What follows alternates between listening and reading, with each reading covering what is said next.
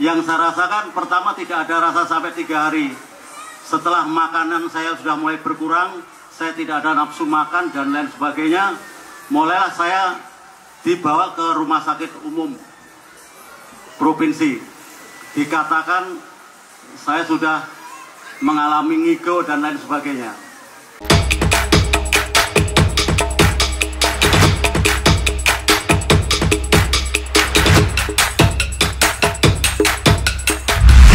Di sini ada 3 narasumber yang pernah mengalami, pernah diisolasi. Kita tanya satu persatu saja.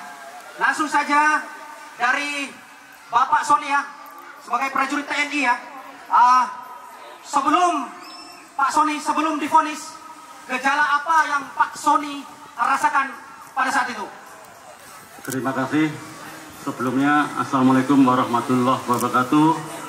Yang terhormat Bapak Komandan Korem 162 Wirabakti, Ibu Ketua Persit Kartika Chandra Kirana, Korcap Rem 162, serta seluruh peserta GOES yang berbahagia. Mohon maaf sebelumnya, sebelum saya divonis COVID, saya tidak tahu. Karena saya ke rumah sakit Islam mau periksa luka saya.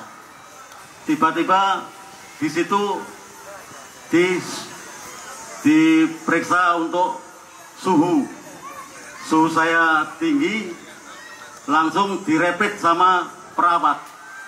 Loh kok saya direpit? Saya mau periksa luka ini, kok direpit? Habis direpit katanya reaktif. Setelah reaktif, saya digiring ke isolasi khusus sama istri saya, termasuk di situ dipisahkan. Setelah reaktif, saya di swab. Di swab, saya tanya hasilnya gimana? Tidak ada jawaban. Terus yang kedua di swab lagi, langsung dibawa ke ruang isolasi. Saya pikir saya dipindahkan ke sal atau ke ruangan. Ternyata katanya positif. Jadi saya tidak tahu datangnya virus itu dari mana, tidak mengenal siapa itu. Yang jelas tiba-tiba saya dikatakan positif. Ya saya ikuti saja. Apa yang dirasakan Pak Sony setelah dibilang positif? Cuma kaget saja, terus akhirnya saya kaget. Saya dibawa ke rumah sakit, di ruang isolasi, saya diinfus. Saya tanya, kok saya diinfus? Ya Pak, Bapak positif diinfus. Akhirnya dicek darah lengkap, sampai keluarlah bahasa positif. Di situ yang saya rasakan pertama tidak ada rasa sampai 3 hari. Setelah makanan saya sudah mulai berkurang, saya tidak ada nafsu makan dan lain sebagainya. Mulailah saya dibawa ke rumah sakit umum provinsi. Dikatakan saya sudah mengalami ngigo dan lain sebagainya. Tapi kami tidak sadar ngigo atau tidak. Yang tahu mungkin dari perawatnya. Berapa lama Pak Sony pada saat itu diisolasi atau dirawat? Sampai dinyatakan sehat? Saya di rumah sakit Islam mulai tanggal 15 kalau tidak salah, 15 Agustus. Terus tanggal 18 atau 19 dievakuasi ke rumah sakit provinsi. Di situ sudah dikatakan tidak sehat, ngigo dan lain sebagainya, sampai dikatakan sembuh sekitar tanggal 8 September. Jadi sekitar 1 bulan. Saya dengar-dengar Bapak pernah dipasang ventilator ya, alat pernapasan itu. Ya terima kasih, mungkin sedikit saya jelaskan. Saya awalnya dipaksa untuk pasang alat inkubator. Dan itu kata dimasukkan ke selang ke dalam tubuh. Saya tolak. Dan alhamdulillah saya dapat bantuan dari Bapak Kasat melalui Bapak Danrem, Karumkit, dan Denkes maupun Kaajen. Itu dapat bantuan plasma darah 2 ampul. Setelah dapat bantuan itu 2 hari setelah infus plasma, saya dikatakan sehat sama dokter paru. Sejak itu kondisi saya semakin sehat. Setiap di ronsen dikatakan tidak ada penyakit, sampai 2 minggu setelah itu dikatakan sehat. Oke, terima kasih Pak Sony ya. Semoga yang dialami oleh Bung Sony ini ya, kita khususnya masyarakat Nusa Tenggara Barat ya, kita dijauhkan oleh Tuhan, oleh Allah Subhanahu Wa Taala ya penyakit ini. Semoga beliau juga tetap sehat ya, tetap semangat Pak Sony ya. Pesan-pesan untuk masyarakat Pak, dengan pengalaman Bapak, mungkin ada mau pesan kepada masyarakat yang khususnya yang ada di sekitar Pantai Gading ini Pak? Pesan saya terhadap masyarakat, tetap menjaga protokol kesehatan, jaga jarak aman, pakai masker, dan tetap cuci tangan, pakai sabun walaupun di rumah. Jadi apabila sudah bersentuhan dengan orang lain, karena penyakit ini tidak tahu datangnya dari mana, tetap cuci pakai sabun. Dan jangan lupa makan makanan yang sehat. Itu saja, terima kasih. Oke Bapak Ibu sekalian, di mana pengalaman Pak Sony sudah sangat luar biasa mengajak kita ya untuk selalu menjaga kesehatan ya. Tentunya selalu menggunakan masker ya, cuci tangan dengan air yang mengalir, pakai sabun, atur jarak, makanan sehat, dan tetap berolahraga ya. Satu pertanyaan terakhir nih Pak.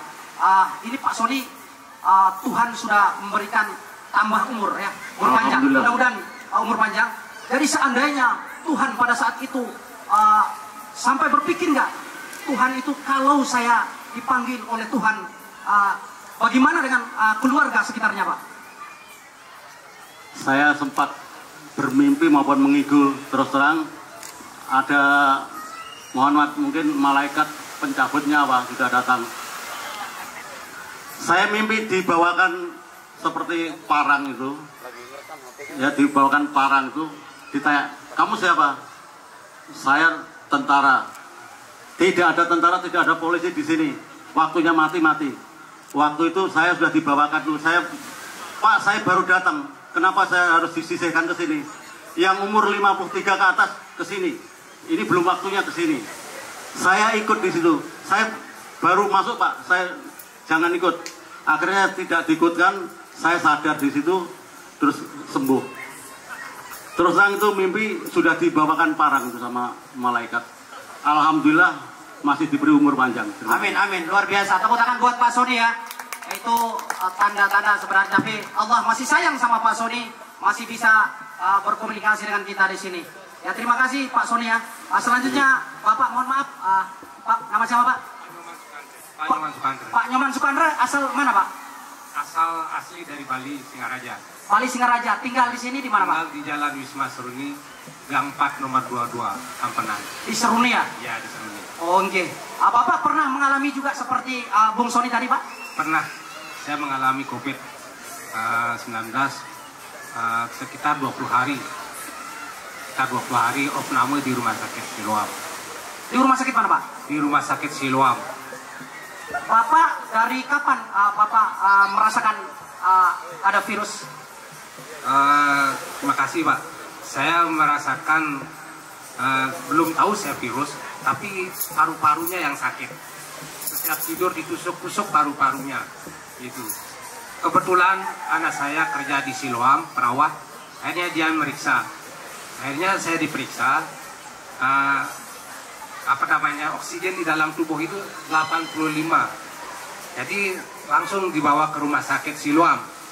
Setelah itu diperiksa di sana, semua diperiksa, jantung, tensi, semua foto itu, ronsen. Akhirnya dinyatakan saya isolasi dulu, belum dinyatakan COVID, isolasi dulu. Nah, setelah besoknya dinyatakan diperiksa, baru dinyatakan COVID, masuk langsung rumah sakit ICU, masuk isolasi. Mohon maaf tadi sebelum dinyatakan positif, Bapak diisolasi berapa hari Pak? Isolasi 3 hari dulu. 3 hari ya? Iya, 3 hari diisolasi.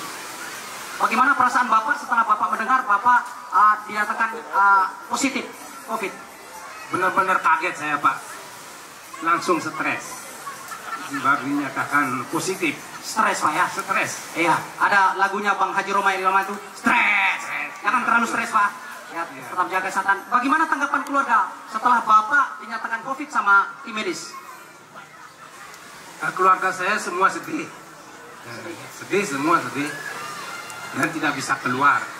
Itu, isolasi di rumah. Itu.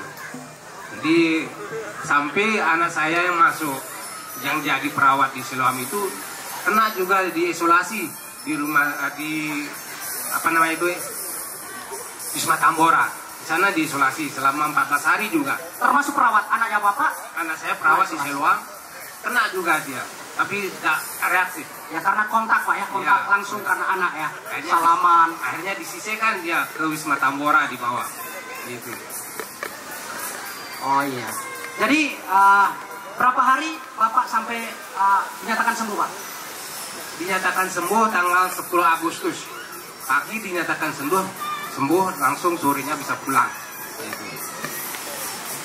Ada berapa hari Pak? Sekitar 14 hari saya di rumah sakit.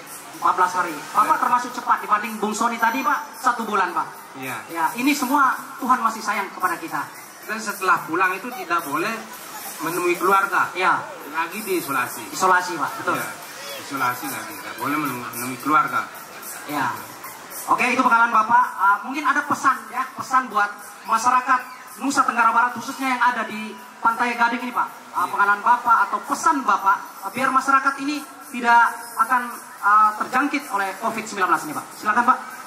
Saya berpesan sama masyarakat di sini, terutama di daerah NTB, supaya tetap memakai protokol kesehatan, baik itu cuci tangan maupun masker, jaga jarak, itu terus dilakukan supaya tidak kena macam-macam penyakit lagi. Karena ini penyakit ini tidak mengenal usia, itu pangkat, jabatan tidak mengenal. Yang penting dia penyakit ini langsung masuk gitu Pak.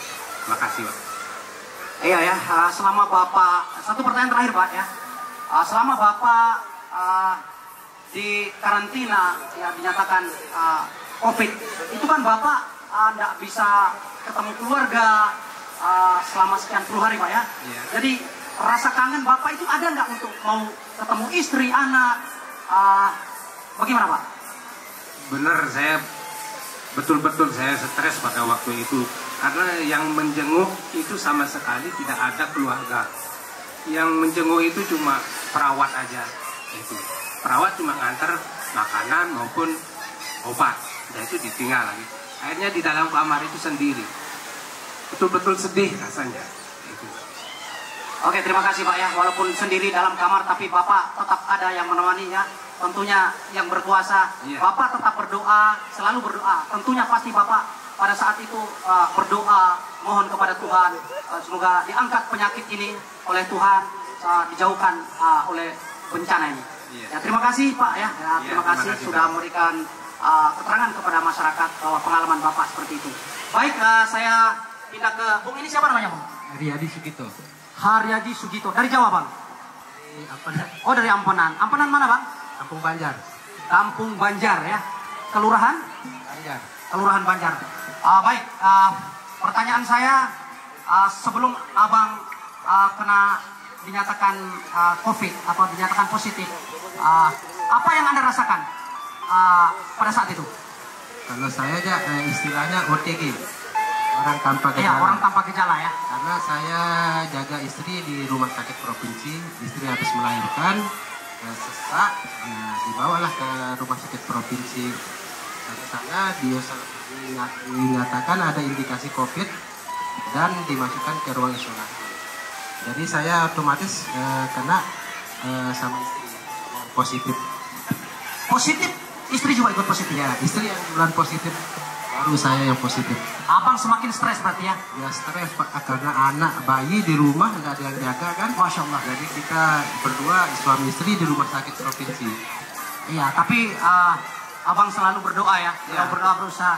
Bagaimana dengan keluarga? Ini istri sampai punya anak bayi, terus istri melahirkan sakit ya, kena COVID, sampai lagi nambah lagi, ya udah jatuh ketimpa tangga Bang. Bagaimana tanggapan keluarga itu? Keluarga panik sih. Panik ya? Ya cemas, ya takut juga ada apa-apa kan. Mau dekat nggak berani. Dijauhi juga waktu itu sempat di rumah orang ya agak takut sama lewat gang rumah. Diasingkan berarti. Ya. Ah, Awal-awal. ya. Oke bang, ya mungkin ada pesan ya buat masyarakat Nusa Tenggara Barat khususnya yang ada di Pantai Gading ini. Pesan ya biar mereka tetap mungkin menjaga kesehatan. Silakan bang. Ya, patuhi protokol kesehatan, jaga jarak, pakai masker, cuci tangan, hidup bersih lah, hidup sehat. Hidup bersih ya. Hidup sehat. Tetap ya protokol kesehatan. Terus protokol kesehatan jadi nomor 1. Berarti ini betul nggak adanya, ini kan ada gaungnya di masyarakat sekarang. Jadi bahwa COVID-19 ini adalah gaungnya, mohon maaf ya, ini oknum ya. Ada permainan di sini. Bagaimana menurut tanggapan Bapak dan masyarakat sekitar Bapak? COVID ini benar adanya. Ya, jadi kita tidak tahu di mana kita akan kena COVID. Jadi ya ikutilah protokol kesehatan yang oleh pemerintah. Satu pertanyaan terakhir, kalau Bapak melihat orang, Bapak keluar dari rumah, tentu Bapak kapokkan harus pakai masker keluar. Bapak melihat orang di jalan, Bapak masa bodoh, apa mau peduli, apa gimana tanggapan Bapak pada saat orang lihat tidak pakai masker di jalan? Ya kita peduli sih, karena takutnya nanti dia kan punya anak di rumah, tidak pakai masker, takutnya anaknya akan kena. Ya lebih baik pakai masker lah. Oke, terima kasih. Tepuk tangan buat bapak-bapak kita ini, di mana ketiga saudara-saudara kita ini sudah pernah mengalami COVID-19 ya. Semoga kita yang hadir pada saat ini sadar. Pertama adalah selalu menggunakan masker. Yang kedua, cuci tangan dengan air yang mengalir menggunakan sabun. Dan atur jarak. Jaga kesehatan, makanan yang segar-segar atau sehat. Baik Bapak Ibu sekalian, terima kasih. Mungkin Bapak bisa mau foto bersama dengan Bapak Dandrem.